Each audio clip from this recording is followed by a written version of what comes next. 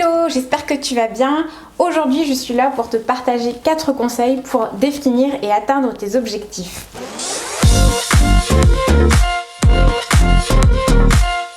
Le premier conseil que je peux te donner, c'est d'utiliser la méthode SMART dans l'établissement et la définition de tes objectifs.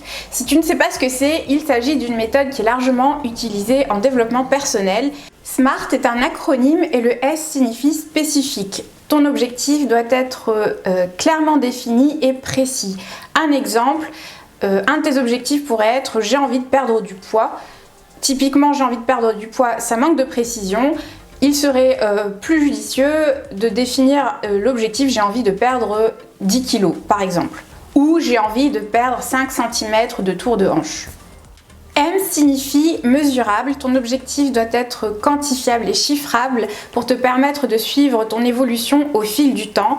Si je reprends l'exemple de la perte de poids, tu pourras suivre ton évolution en te pesant par exemple une fois par semaine. A signifie atteignable. Tu dois avoir les compétences, les ressources et les moyens nécessaires pour atteindre ton objectif. C'est hyper important pour ne pas te décourager. Par exemple, tu vas pas te fixer l'objectif de devenir millionnaire sous un mois. C'est clairement impossible, en tout cas pour le commun des mortels. Le R signifie réaliste ou relevant en anglais et ce paramètre-là doit te permettre d'identifier la pertinence de ton objectif. Est-ce que cet objectif va t'apporter une plus-value dans ta vie? Est-ce qu'il est rentable? Et pour ce faire, il faut que tu sois clair sur le why, le pourquoi qui te pousse à atteindre cet objectif. Et enfin, le T signifie temporellement défini. Ça paraît évident, mais c'est hyper important de se définir une deadline, une date butoir à laquelle on doit avoir atteint son objectif pour s'organiser en conséquence. Et il faut évidemment éviter les deadlines trop longues parce que ça invite à la procrastination. Le deuxième conseil que je peux te donner après avoir défini tes objectifs en utilisant la méthode SMART, c'est de les écrire, de les avoir toujours en visibilité pour te les remémorer. Tu peux utiliser un vision board. Si tu sais pas ce que c'est un tableau sur lequel tu peux écrire ou imager tes objectifs pour les avoir toujours en visu et te les rappeler.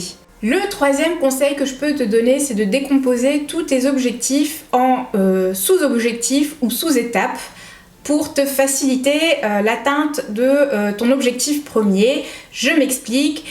Disons que ton objectif est de courir un marathon. Tu peux te fixer en sous-étapes de courir 10 km, puis 15 km, puis un semi-marathon, etc., etc. Et te voir progresser ainsi au fur et à mesure, ça va te motiver et ça va te permettre d'atteindre ton objectif premier. Le quatrième conseil que je peux te donner, c'est d'être bienveillant vis-à-vis de toi-même.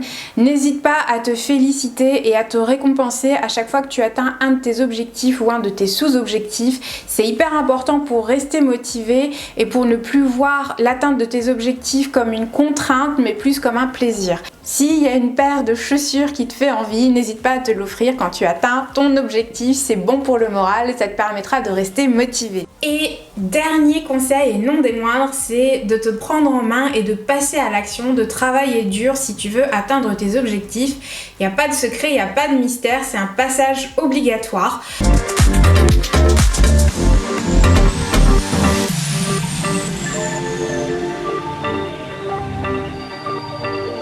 N'hésite pas à me dire quels sont tes objectifs en commentaire, ça peut être hyper intéressant et enrichissant et ça peut motiver du monde.